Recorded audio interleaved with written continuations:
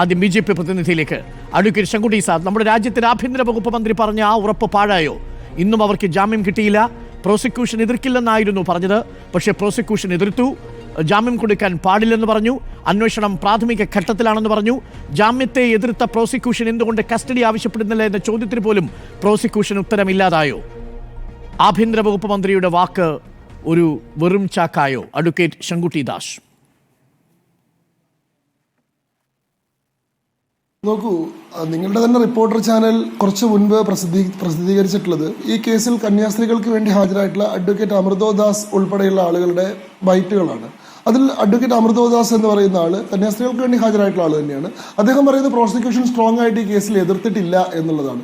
വളരെ ഫോർമൽ ആയിട്ടുള്ള ഒരു ഒബ്ജക്ഷൻ മാത്രമേ മുന്നോട്ട് വെച്ചിട്ടുള്ളൂ. എന്താണ് ഫോർമൽ ആയിട്ടുള്ള ഒബ്ജക്ഷൻ?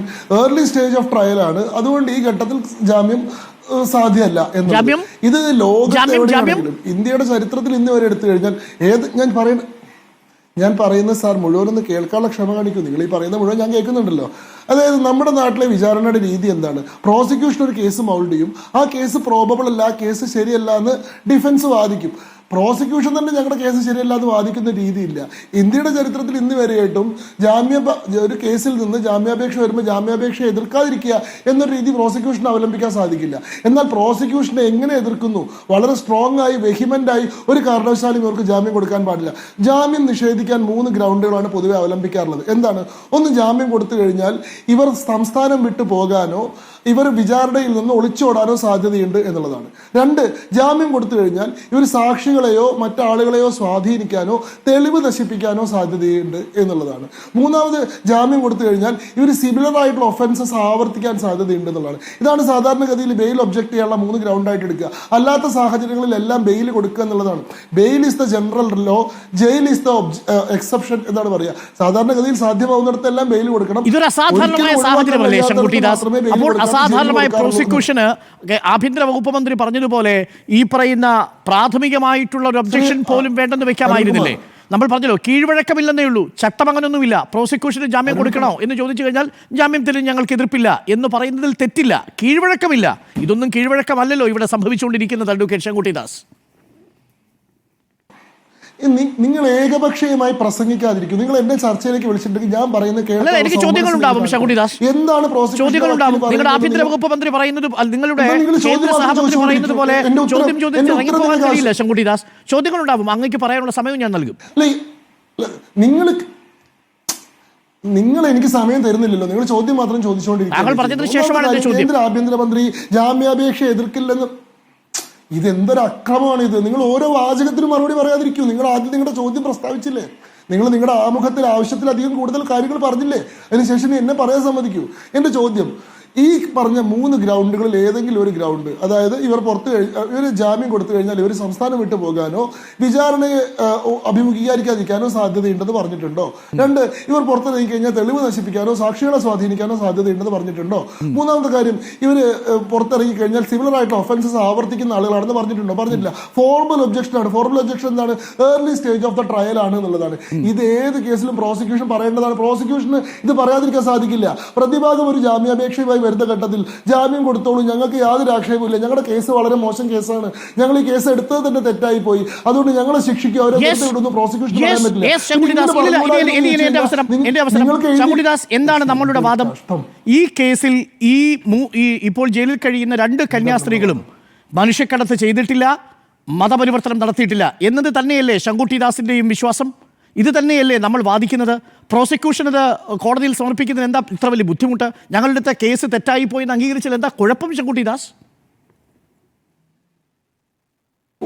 അങ്ങനെ ഒരു കാരണവശാലും പ്രോസിക്യൂഷന് വാദിക്കാൻ സാധിക്കില്ല. ഇത് പറയുന്നത് കേരളത്തിലുള്ള നമ്മുടെ ഫീലിംഗ് ആണ്. ഛത്തീസ്ഗഡിലുള്ള ഫീലിംഗ് ഇതാ. നോക്കൂ, നിങ്ങൾ ഈ പറയുന്നത് കേരളത്തിലുള്ള നിങ്ങളുടെ ഒരു ഫീലിംഗ് ആണ്. ഛത്തീസ്ഗഡിലുള്ള ഫീലിംഗ് നേരെ വിരുദ്ധമാണ്. ഛത്തീസ്ഗഡിൽ അവിടുത്തെ പ്രോസിക്യൂഷന് വിരുദ്ധമായിട്ടുള്ള വികാരമുണ്ട്. എനിക്കത് മാത്രം കേട്ടാൽ മതി ശങ്കുട്ടി ദാസ്, അത് മാത്രം കേട്ടാൽ മതി. അല്ലല്ല, ഞാനതിനെ അപ്രീഷിയേറ്റ് ചെയ്യുന്നു. താങ്കൾ സത്യസന്ധമായിട്ടാണ് പറഞ്ഞത്.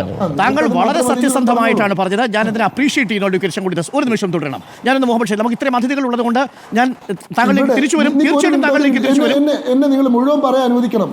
അല്ലെങ്കിൽ ഞാൻ ഈ ചർച്ചയിൽ നിന്ന് പോകും. നിങ്ങൾ എന്നെ പറയാൻ മുഴുവൻ താങ്കൾക്ക് ഒരു മിനിറ്റ് കൂടി സമയം തരും. എനിക്ക് അധിക സമയം നൽകാൻ കഴിയില്ല, ബാക്കി എല്ലാ അതിഥികളും ഉണ്ട്. അതുകൊണ്ടാണ് താങ്കൾ പറഞ്ഞത് വളരെ വ്യക്തമാണ്.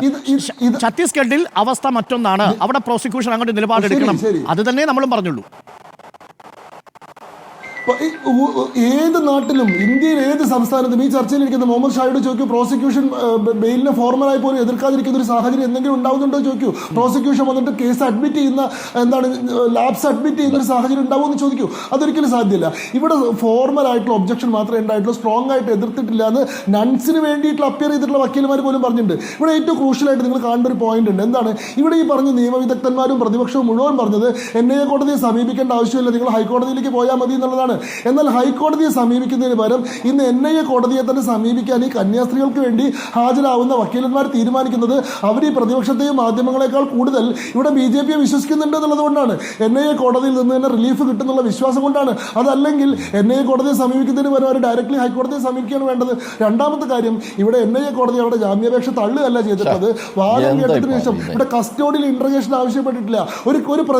ഒരു പ്രതിയുടെ റിമാൻഡ് ആവശ്യമുണ്ടെങ്കിൽ, പ്രതിയെ കസ്റ്റഡിയിൽ ചോദ്യം ചെയ്യണമെങ്കിൽ, അവരുടെ ബെയിൽ കൊടുക്കാതെ അവർ റിമാൻഡ് എക്സ്റ്റെൻഡ് ചെയ്യണമെന്ന് പറയണമെങ്കിൽ ഒരേ ഒരു ഗ്രൗണ്ട് എന്താ, കസ്റ്റഡിയിൽ ഇന്റർഗേഷൻ വേണമെന്നുള്ളതാ. ഇവിടെ കസ്റ്റഡിയിൽ ഇന്റർഗേഷൻ ആവശ്യപ്പെടുന്നില്ല. ഞങ്ങൾക്ക് വരെ ജയിലിൽ വെച്ച് ചോദ്യം ചെയ്യേണ്ട ആവശ്യമില്ല എന്ന് പറയുന്ന സ്റ്റേഷനിൽ വെച്ച് വിചാരണയൊക്കെ കഴിഞ്ഞില്ലേ? ബജരംഗദളിന്റെ കൂട്ടത്തിലൊരു വിചാരണ, പോലീസിന്റെ ഭാഗത്തുനിന്നുള്ള വിചാരണ, ഇതെല്ലാം കഴിഞ്ഞല്ലോ അവിടെ. പിന്നെ മുഖ്യമന്ത്രിയുടെ ഭാഗത്തുനിന്നുള്ള താങ്കൾ എന്താണ് ഈ പറയുന്നത്? കസ്റ്റഡിയിൽ ഇന്ററോഗേഷന് പകരം ജനകീയ വിചാരണ നടന്നു കഴിഞ്ഞു ഇവിടെ ഈ വിഷയത്തിൽ. ഞാൻ അതിലേക്ക് തിരിച്ചു വരാം. എല്ലാവിധ ബഹുമാനങ്ങളോടും കൂടി പറയട്ടെ, താങ്കൾ പറഞ്ഞ രണ്ടാമത്തെ ഭാഗമുണ്ടല്ലോ, അതായത് ഛത്തീസ്ഗഡിലുള്ള അവസ്ഥ മറ്റൊന്നാണ്, കേരളത്തിലിരുന്ന് പറയുന്ന നമ്മളുടെ അവസ്ഥയല്ല. അത് തന്നെയാണ് നമുക്ക് ഈ ചർച്ചയിൽ പറയാനുള്ളതും. ഞാനൊന്ന് അങ്ങ് ചോദിച്ച ചോദ്യം,